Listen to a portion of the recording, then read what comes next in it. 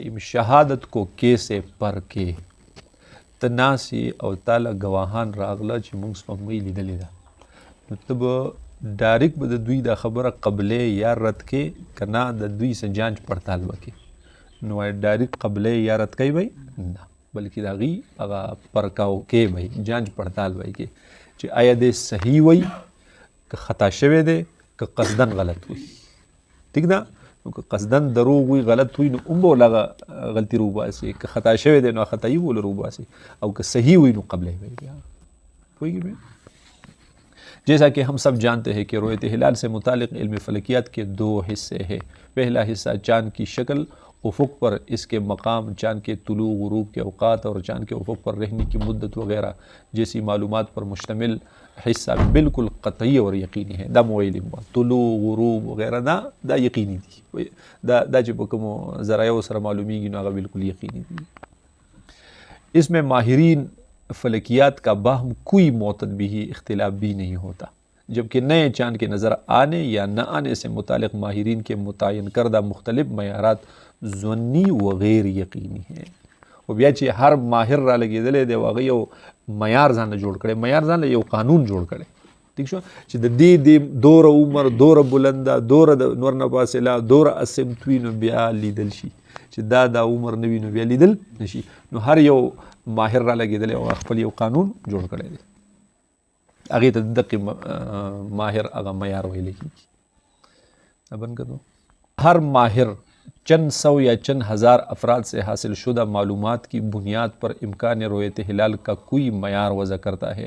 جو ظاہر بات ہے کہ پوری دنیا کے تمام انسانوں کے لیے ہر جگہ اور ہر زمانے میں حجت نہیں بن سکتا یعنی گویا کہ د ماہرین معیارات دا زمون د چا لپاره حجت دي نه ٹھیک دا اصل کې کله خیال کړئ که نه یو قیاس دی یو استقرا ده او بل څه شی دی تمثیل دی منطق کې وایي که نه نو په دې استقرا کې داسې چې یو کلي حکم ولګي خو د مختلفو جزئیاتو نه د هغې مختلفو جزئیاتو نه بیا کلي حکم ولګي نه پوهېږي او د تمثیل چې په جزئي باندې حکم ولګي د یو جزئي نه د جزئي په مدد سره په جزئي باندې څه وکړي حکم ولګي او د استقرا چې وي نو د جزئي نه حکم ولګي په کلي باندې او په هغې کې د ډېرو جزئیاتو نه هغه معلومات را چود کړي او یو کلي حکم ولګي ٹھیک ده او قیاس چې وي نو دا د هغې کلیاتو نه په کلي باندې حکم ولګي نه پوهېږي ټیک شوله نو قیاس کې چې هغه مقدمات یقیني وي نو هغه نتیجه هم بیا یقیني وي او په استقرا او په تمثیل کې خو د جزئیاتو نه په کلي حکم لګي دا یقیني نه دا ظني وي نو استقرا دلیل ظني دی استقرا څه شی دی دلیل ظني دی ٹھیک شو نه لکه موږ بونیریانو ته خلک قمقلان وایي که نه نو یو بونیری به یې لیدلی چېرته خرتوب به یې کړی بل به یې لیدلی قمقلتوب به یې کړی بل به یې لیدلی قمقلتوب به یې کړی جو ټول بونیریان قمقلان دي نو موږ ورته وایو صحیح ده دا حکم چې دوی لګولی جو دا وي دا دې ته وایي استقرا دې ته څه وایي استقرا او استقرا دلیل وي خو دا دلیل ظني وي یقیني نه وي او د دلیل ظني نه خلاف کېدلی شي ٹھیک شو نه د دې سره په تعارض کې بل شی هم راتللی شي ټیک نه ښه جي د بونیریانو د قمقلانو خو دغه وجه ته مې وي که نه ډېرو خلکو ته دغه وجه صرف معلومه ده نور حقیقت داسې نه دی ټیک ده حقیقت یې دا دی چې دلته انګریزان راتلل هندوستان ټول انګریزانو اغستی و که نه او کن خیال کړی د هغې کولمبس او د هغې واسکوډینګاما خبره مو راته کړې وه هغه واسکوډینګاما چې راغلی دی او د انګریزان بیا شروع شوي نو بیا په هندوستان کې خپې کلکې کړې او بیا هغه ایسټ انډیا کمپني جوړه کړه او بیا په دې ټول هند باندې خواره شول ما سوا د داسې یو څو ریاستونو نه چې په هغې کې یو ریاست زموږ ریاست سوات بل پکې ریاست دیر چې دې ته نه دی راغلي نو په دې باندې هم جګړې وکړې خو لیکن ناکامه شول نو دغې انګریزانو بیا دا خبره خوره کړه چې موږ چې لاړ شو نو موږ هلته څه کوو او دوی له سړکونه پلونه مختلف روزګارونه دا به ورله ورکو او دا قمقل خلق دی چې ځکه مونږ پرېږدي نه نو خپل ځان د ترقۍ نه په خپله باندې وروستو پاتې کوي ٹھیک شو نو دغه دا خلق بیا په دې باندې بدنام کړو او تر اوسه پورې په هغې باندې یادېږي ٹھیک شو چاته حقیقت پته نه لګي جو بس هغه یې داسې وایي چې چاته حقیقت پته ولګي او هغه ښکلي ذهن والا سړی وي نو هغه ته بیا پته ولګي چې دا خبره دروغ نه ده هوښیاران دي قمقلان نه دي هوښیاران دي چلو हर माहिर चंद सौ या चंद हज़ार अफराद से हासिल शुदा मालूमात की बुनियाद पर इम्कान रोयत हिलाल का कोई मयार वज़ा करता है। गोरा चंद सौ या चंद हज़ार अफराद नहीं बे यो मयार जोड़ को कना द जुजियात नहीं हुक्म लगाओ बचावा ने कुल्ली जुजियात नहीं अगर कुल्ली अखस को ودې ته استقرا وي او استقرا دلیل یقینی نه وي بلکہ دلیل ظنی وي نو ځکه خو پسې بیا وي جو ظاہر بات ہے کہ پوری دنیا کے تمام انسانوں کے لیے ہر جگہ اور ہر زمانے میں حجت نہیں بن سکتا ځکه چې استقرا دلیل استقرائی دے۔ خود یہ ماہرین بھی اپنے وضع کردہ معیار میں نئی حاصل ہونے والی معلومات کی بنا پر ترمیم بھی کرتے رہتے ہیں۔ خپل بکیم سے گئی ترمیمات گئی اور دوسرے ماہرین کو دعوت فکر بھی دیتے رہتے ہیں۔ الغرض چاند کے طلوع غروب شکل مقام افق پر رہنے کی مدت سے متعلقہ علم الفلکیات کی معلومات تو قطعی اور یقینی ہے، جبکہ امکان رؤیت ہلال کے مختلف معیارات غیر قطعی و غیر یقینی ہیں۔ ٹھیک شولا یقینی تا تو څوک دا نشي ویلی چې په دې ورځ به سپوږمۍ ښکاري، دا څوک یقیني نه بلکې پیشګویي ورکولی شي په مرتبه د امکان کې چې ممکنه ده چې په دغه ورځ باندې څه شي ښکاره شي۔ ٹھیک شولا لکه ممکنه ده چې دې ځل په 29 تاریخ سپوږمۍ ولیدلی شي رؤیت وشي، جبکہ امکان رؤیت ہلال کے مختلف معیارات غیر قطعی غیر یقینی ہے، لہٰذا اگر ہم قطعی معلومات سے استفادہ کرتے ہوئے آنکھوں سے چاند دیکھنے والوں کی جانچ پڑتال کریں تو یقیناً ہم ایک ایسے بہترین نتیجے تک پہنچ جائیں گے جو تمام شرعی اور فنی تقاضوں سے مبرہن ہونے کی بنا پر انشاءاللہ تقریباً پوری دنیا کے لیے قابل قبول ہوگا۔ واللہ الموفق وهو المستعان۔ علم الفلکیات کی وہ یقینی معلومات جس کی طرف اوپر اشارہ کیا گیا ہے، ان کا حصول اور ان کی بنیاد پر آسمان پر موجود اجرام سماویہ بالخصوص سورج اور چاند کی حقیقی تصاویر کا حصول اس زمانے میں کوئی مشکل نہیں، انتہائی آسان بات ہے۔ کمپیوٹر کے ذریعے یہ معلومات چند لمحوں میں حاصل کی جا سکتی ہے۔ فلکیات کی انہی قطعی معلومات اور کمپیوٹر کے استعمال سے اب ہم شہادت کو پرکھنے کے لیے ذیل میں انتہائی جامع اور انتہائی آسان طریقہ لکھ رہے ہیں۔ ہر علاقے میں چاند کی شہادت قبول کرنے کے ذمہ دار حضرات اپنے سامنے ان معلومات اور تصاویر کو رکھ کے تو وہ ان کی مدد سے گواہوں کی گواہی کو بآسانی پرکھ کر صحیح فیصلہ کر سکتے ہیں۔ دا سوالونه چې دي کم از کم چې کم سړی دې ته ناست دی چې هغه د خلقو گواهی قبلی یا رد کوي اعلانونه کوي، نو پکار ده چې دی د ګواه نه دا تپوسونه خو خامخا وکړي۔ که هغه په دې سوالونو کې پاس شو نو د هغې خبر د هغې گواهی د قبلولو بیا گنجایش ده، که هغه په دې کې پیل شو نو پکار ده چې بیا یې وله قبوله نه کړي، ځکه د دې چې په دې سوالونو جوابونه یې صحیح در نه کړو نو معلومه دا شو چې دا یار خطا شوی دی یا تا خطا کوي، یا بخپله خطا شوی دی یا تا خطا کوي۔ ٹھیک شولا اگر سوالونه داری سب سے پہلے دیکھا جائے کہ گواہ جس علاقے سے آیا ہے وہاں رویت ناممکن تو نہیں تھا، یعنی تمام ماہرین کے ہاں اگر ناممکن ہے تو اس کی گواہی لینے کی ضرورت ہی نہیں۔ پوښوي به هغه علاقه کې ممکنه ده او که نه پوهېږې، لکه دلته مثال په طور 15 ډیګرۍ دا غر دنګ دی او ښکته یو سړی وایي چې ما ولیده او سپوږمۍ وه په 10 ډیګرۍ، نو دې ځای نه ممکنه نه ده که نه، ځکه چې ستا خو مخې ته 15 ډیګرۍ رکاوټ دی، سپوږمۍ په 10 ډیګرۍ، نو تا څنګه ولیده؟ په دې غره کې نظر دی د دې نه ورننه باسو کو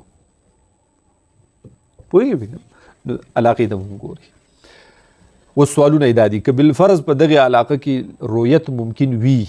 ٹھیک شو نا، بیا دا سوال نہ ہوگا۔ اول نمبر گواہ سے سب سے پہلا سوال وقت کے بارے میں ہوگا، یعنی اس سے پوچھا جائے کہ اس نے چاند کس وقت دیکھا، تا بس ٹائم بانی لی دلی ٹھیک دا، چونکہ قاضی صاحب کو اس علاقے کے سورج ہوا ہے تو قاضی صاحب کو اس علاقے کے سورج اور چاند کے غروب کے اوقات پہلے سے معلوم ہوں گے، اس لیے وہ آسانی یہ اندازہ لگا لیں کہ گواہ صحیح کہہ رہا ہے یا کسی غلط فہمی یا غلط بیانی میں مبتلا۔ قاضی صاحب ته به د مخکې نه پته ٹھیک شو نا، نو بیا به هغه نه دې تپوس هم وکړي، نو پته به ورته ولګي چې صحیح وي که غلط وي که نه غلط بیاني کوي، خطا شوی دی که نه تا خطا کوي د ځان سره۔ ہاں مثلا کراچی میں 12 اکتوبر 2007 کو غروب آفتاب 6:09 اور غروب قمر 6:33 پر ہے۔ اگر گواہ وقت نہ بتا سکے تو اس سے یہ پوچھا جائے کہ اذان مغرب سے کتنی دیر بعد دیکھا، پھر اس علاقے کے مؤذن وغیرہ سے اس دن کی اذان مغرب کا وقت پوچھا جا سکتا ہے۔ اگر وہ ایسا وقت بتا رہا ہے جس وقت کا مغروب ہو چکا تھا تو وہ یقیناً غلط فہمی کا شکار ہے۔ ہاں تو بالفرض هغه سره ګړی نه یا په ټیم نه پوهېږي، نو وایي د بانک نه دې مخکې لیدلي او که وروستو، که وایي چې یاره بس چې مې څنګه ولیده جو بانک یې راواغست،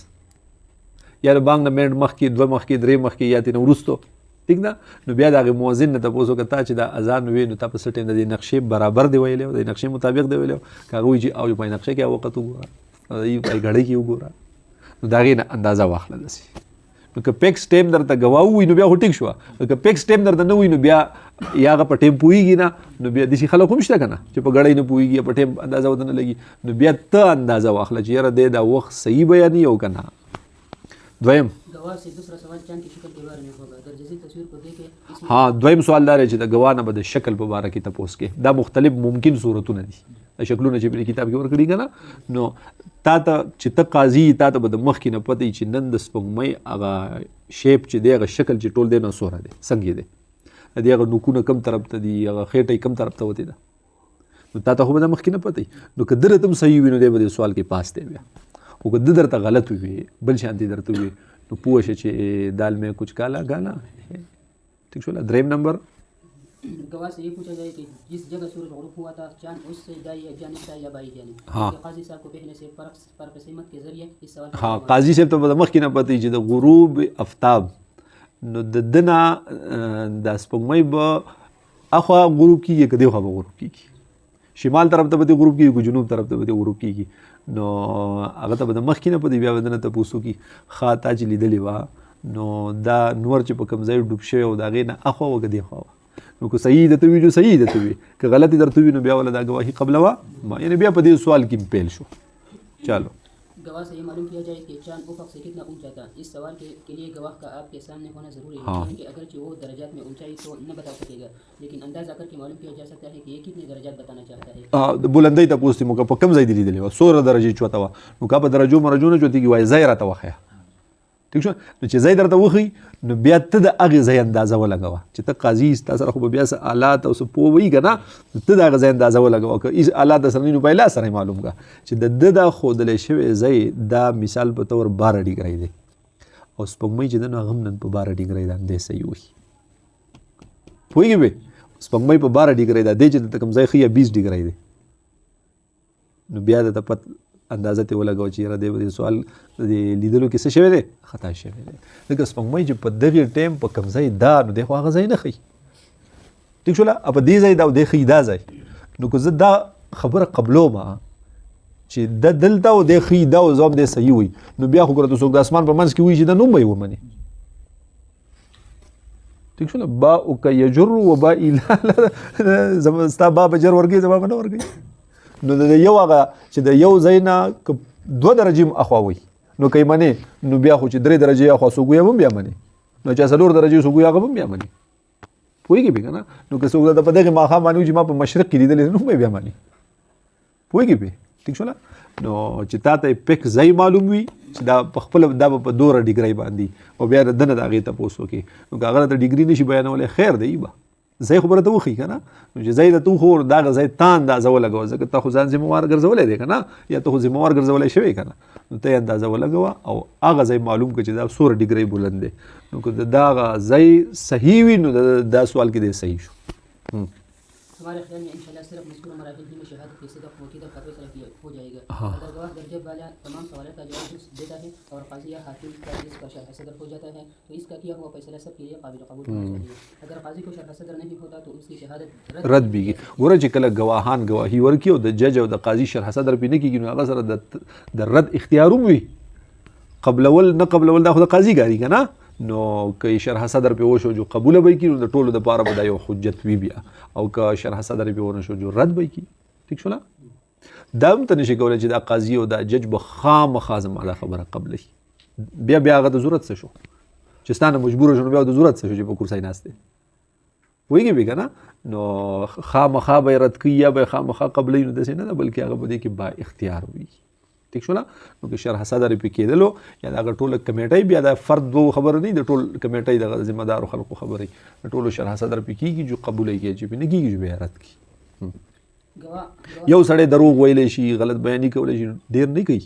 پوه شوې بې. نبي علیه السلام حدیث مبارک هم دی لا یجتمع امتي علی الضلال، زما امت په ګمراهۍ جمع کېدلی نه شي. دومره به پکې هغه ټولو جمع کې یو کس وي چې هغه به وایي نه دا څیز تاسو غلط کوئ، یا دا ګواه چې دی د صحیح ګواهي ورکوي، ګوره تاسو د بل څه وجو د وجې نه یې رد کوئ،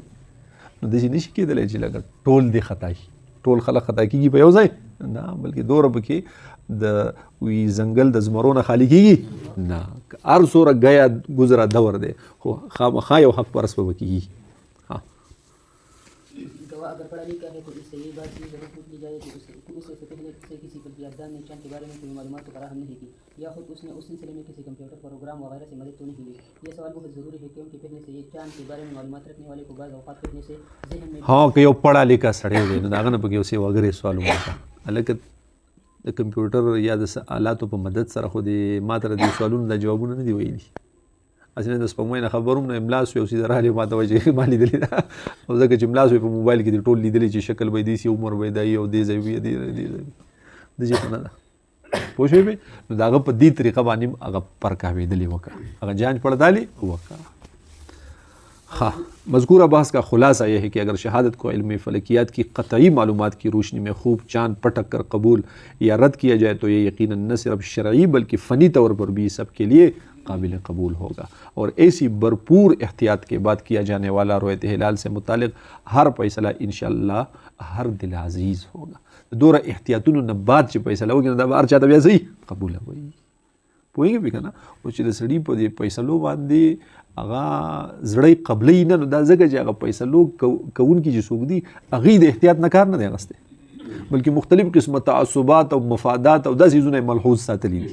نو ځکه د عوامو او د خلکو په بیا دومره زیات اعتماد هم نه شي نو چې هغه भरपूर احتیاط نه کار واخلي نو دا د خدای نظام دی د انسانان نه چلی الله یې چلی قدرتي بیا د عوامو او د خلکو په زړونو کې هغه اعتماد وي چې دوی سوره احتیاط کړی سوره هغه غور و فکر سره فیصله کړي نو بیا ټول خلک قبلوي نحن امة امیة ٹھیک شو نا یہ حدیث مبارک تے دے داغی مبارک وہی ہاں ستو یہ عباس حضرات یہ اشکال کیا کرتے ہیں کہ آپ صلی اللہ علیہ وسلم تو فرمایا نحن امة امیة لا نكتب ولا نحسبو حسبہ یحسبو دے گا نا لا نحسبو کہ ہم تو امی لوگ ہیں حساب کتاب نہیں کرتے تو پھر حساب پر اتنا اعتماد کیوں کیا جاتا ہے اس کے دو جواب ہاں دا اشکال کے دربانی سوکو کی نبی علیہ السلام فرمائی نحن امة امیة لا نكتب ولا نحسبو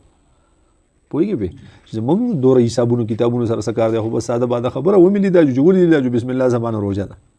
و دي دا او ملي دا جو بسم الله زمانه اختر دی پوهیږي به کنه نو بیا ولې تاسو دا دوره سوالونه دا دوره تحقیقات او دا دوره چانبین ولې کوي نو د دې دوه جواب ورکړي یو تحقیقی جواب او یو الزامی جواب تحقیقی جواب یہ ہے کہ آپ صلی اللہ علیہ وسلم کے فرمان ذیشان کا مطلب یہ ہرگز نہیں جو آپ نے لے لیا ہے بلکہ اس کا مطلب یہ ہے کہ ہم حساب کتاب کی پیچیدگیوں کا امت کو مکلف نہیں بناتے دسی نا جی حساب کتاب تب شاکو ورنہ نا وہ امت مکلف نہ دے دسی چاہتا نشو ویلے چې تا ته علم فلکیات نه درځي نو ته به دوزخ ته ځې یا تر سره مسلمان نه مکلف نه دی ٹھیک شو نا نور دسی نه چې ته به بالکل ترک به کی بیا ہاں بس جو چیز آسانی سے معلوم ہو جائے اسی پر اعتماد کیا جائے آج کل چاند کے متعلق درجہ والا معلومات انتہائی آسانی سے ہر پڑھا لکھا آدمی حاصل کر سکتا ہے اور اس کے لیے کسی مشقت کی ضرورت بھی نہیں معمولی بل کتاب سڑے پر سلویخ 500 ورځې کې زده کړي دا 10 ورځې کې زده کولی شي پتہ ہے دا آسان دی کنه دویم جواب یہ ہے کہ آپ صلی اللہ علیہ وسلم کے فرمان میں لا نکتبو بھی ہیں دا الزامی جواب دے خلا نحسبو باندې ته چې عمل کوم حساب کتاب او د سيزونو سره بیکار نشتی نو بیا بل نکتبو موږ کنه اخو بکیم دی کنه د ساره تر ماخام او د ارسته لیکلی نه دی په لیکلو اعتماد کینا ویږي به کنه نو چې کل د نحن امه امیه لا نكتب ولا نحسب ولا نحسب باندې عمل کې جو بیا بسم الله کې ولا نكتب موږ کنه کتابونه دي لري کوم یا کنه هر شی چې د بس زیرو زبر یادوي بیا نو ولې موږ په کتاب اعتماد کوو نه او مونږ کتاب یو لوی اعلی او ذریعہ د علومو د پاره غنو نه نو دا غرانګي حساب هم یو لوی ذریعہ ده حساب هم یو اعلی د سره نه پوهیږي به نو چې کوم د تګران دی نو وایي چې لکه نه دا پکې نه او چې کوم د آسان دی نو وایي چې په دې باندې بسم الله داسې خو نه چې پرې دی یا دواړه پرې دا چې باندې بیا دواړه بطور اعلی دواړه استعمال کوي ٹھیک ده او معنا دا چې مکلف نه یو لازمي را باندې نه دي ٹھیک شو لا د قرانګي کتابت را باندې لازمي نه دی که یو سړی وایي چې یاره زه دا چیز لیکم نه نشته زما لیکلو د ضرورت زما ذهن برابر دی زه یادولی شم الله بسم الله بلکې یادول د هغې لیکلو نه اعلی دي بیا ہاں وہ ہے تو دوسرا جواب یہ ہے کہ آپ صلی اللہ علیہ وسلم کے فرمان میں لا نکتب بھی ہے کہ امت کتابت کے ذریعے اشاعت علم نہیں کرتی رہی تو حساب کے مطابق ہی ظاہر پر اصرار کیوں اس حدیث پر اگر عمل کرنا ہے تو صرف رؤیت اقبال کے معاملے میں کیوں عمل کرتے ہیں اوقات صلات سے ہی افطار معاملات و مواعید تفہیم فرائض اور بہت سے دوسرے دینی امور میں حساب کتاب پر مدار کیوں رکھا جاتا ہے ہاں بیا بل حساب کتاب پرې دي نو صرف رؤیت هلال د پاره پرې دي بیا د اوقاتو دپاره هم د اوقاتو صلات دپاره هم پرېږده د نور معاملاتو دپاره هم بیا پرېږده که نه خو صرف په دقې یو باب کې وایي چې نه حساب کتاب چې دی نو دی لره پکې دخل نشتی او دا ترې نشه وګرځوه پکار ده چې بیا خو په هر څه کې دغه کې بیا خو د منځونو نقشې مه جوړوه خپله د نور نه ځان له ټایم راوباسه نو په هغې ټولو کې مونږ حساب کتاب معاون ګڼو که نه نو دغه رنګې په دې کې معاون دی فرض در باندې نه دی ځکه نبي علیه السلام فرمایي چې لا نکتب ولا نحسب او اعلی ده مومد معاون دی ها हालांकि वो तमाम चीज़ें भी मुशाहदत से पता चलती है और इसी मुशाहदत की बिना पर क़वाइद व कुलियत बनाकर दायमी नक्शे तैयार किए जाते हैं और इसी पर मदार रख कर हम सिहरी भी करते हैं और इफ्तार भी आजकल कोई भी शख्स सूरज को अपनी आंखों से देख कर न तो इफ्तार करता है और न ही मिसल अव्वल वसानी का फैसला करता है सुबह सादिक व काज़िब का तोकिया कहना हम इस बात के कायल नहीं कि महज हिसाब किताब पर इन्हिसार करके चांद के होने या न होने का फैसला कर दिया जाए बल्कि हमारा मकसद ये है कि हिसाब किताब को महज मुआविन के तौर पर साथ रखा हाँ दाम ګوره یاد وساته زمونږ مطلب دا نه دی چې مکمل په حساب د اعتماد وکړو په حساب کتاب د اعتماد وکړو ٹھیک شولا خو دا حساب کتاب د بطور معاون استعمال وکړو نه پوهېږي رویت دې نه کوو د سپوږمۍ تلاش دې نه کوو تش حساب کتاب ته دې کینو وایو چې بس 20 ګنټې شوي دي زمانه روژه ده داسې خو نه ده داسې وایو 20 ګنټې شوي دي نن به ګورو نه که مو ولیدلو به سبا روژه کوو نو ګویا کې بنیاد هغه رویت دی خو دغه 20 ګنټې چې د مخکې وي دغه یو معاون دی شو دغه حساب کتاب نو حساب کتاب مو بالکل هغه مقصودی نه دی بلکې څه شی دی معاون دی ٹھیک شولا مقصودی مو هغه رویت دی د حساب کتاب په ذریعې سره د رویت هغه امکان ګورو د هغه پیشګویي کوو یا د حساب کتاب په ذریعې سره د ګواهي پرکاو کوو نور په حساب کتاب په ذریعې سره اعلان نه کوو چې سبا روژه ده او سبا اختر دی ٹھیک شولا یعنی گویا کې مقصود مو حساب دی نه بلکہ معاون گنو مومدی گنو ہاں البتہ گواہوں کو پرکھنے کے لیے حساب و کتاب سے مدد لی جائے تاکہ حقیقت کا پتہ چل سکے مزید الشہر هكذا وهكذا وهكذا میں بھی اس بات کی طرف اشارہ ہے کہ 29 سے کم اور 30 سے زیادہ کا مہینہ نہیں ہوتا ہاں یہ بھی تو ایک معنی میں حساب ہی ہے پہلی کا چاند موٹا کیوں دا خبره مو کړې وه دا اولنۍ ورځې دا سپوږمۍ چې دا کله کله غټولې وي نو وایي دا ځکه غټوي چې د ټولو اول خدا چې حضور پاک صلی الله علیه وسلم فرمایلي ان من اقتراب الساعة انتفاخ الأهلة اير الهلال لليلة فيقال هو ابن ليلتين هغه دې پکې کنه نبی علیہ السلام فرمایي چې په اخر کې به دا سپوږمۍ غټه شي بس دغه کافي ده اوس کته د دې ساينسي وجه ګوري عقلي وجه ګوري نو هغه یې مشته دی هغه داسې چې کله کله سپوږمۍ هغه د 1510 12 13 14 15 19 پورې ګنټو وي ښکاره نشي نو چې نن د 19 ګنټو دا ښکاره نه شوه نو خو سبا به بیا د 100 ګنټو وي د 43 ګنټو وي 24 سر نور رانلی د یو غروب آفتاب نه د بل غروب آفتاب ور 24 ګنټې تېرې شوې نو بیا به 43 جو غټه وي په بله میاشت کې که بیا مثال په طور د 20 ګنټو او ښکاره شوه جو به نری لکه چې 13 میاشت د 43 وه اوس د 20 ده نو فرق به پکې نه د یو عمر 20 کاله دی د بل عمر 43 کال دی د یو 20 ګنټې دی چې په انسانانو کې د یو سړي عمر 43 سال دی بل 20 کلونه دي نو فرق به کېږي به نه نو دغه رنګې د هغې په عمر کې هم دغه فرق وي پوهېږي پې که نه چلو 14 رات کے چاند سے رویت ہلال کی درستگی کا اندازہ کرنا بعض خلق وی یاره مونږ د سوار لسمې نه اندازه لګو چې هغه ورځ صحیح وه او هغه ورځ صحیح نه ټیک نه دغې نوم اندازې لګي نه دا سپوږمۍ دی هغه 100% د ککوړی شي نو د هغه 100% ککوړي والي د خامخا ته ووینې دا یقیني کیدای شي چې هغه 100% چې دا ککوړی شي هغه ورځ یي جنت ممکنه ده کیدلی شي کله به د شپې 100% شي دا کله به د ورځې شي او دا خو ډایرک غټیږي او چې هغه 100% شي نو بیا ډایرک کمیږي په ځای ودرېږي خو نه نو کېدای شي هغه 100% چې دا ګول شوی وه هغه چېرته د ورځې راغلي نو چې بیا ماسخوتن کېږي ته ګوره به بیا لږه راکمه شوي نو دومره راکمه شوي چې سړي ته احساس نه کېږي ٹھیک شول نو هغه فکس ته معلومولی هغه پل 100% چې څومره پورې دا غټېږي هغې پورې غټېدو والا حالت لازمي نه ده چې هغه دې ته وویني نو بیا د دغې نه اندازې لګول دا صحیح نه دي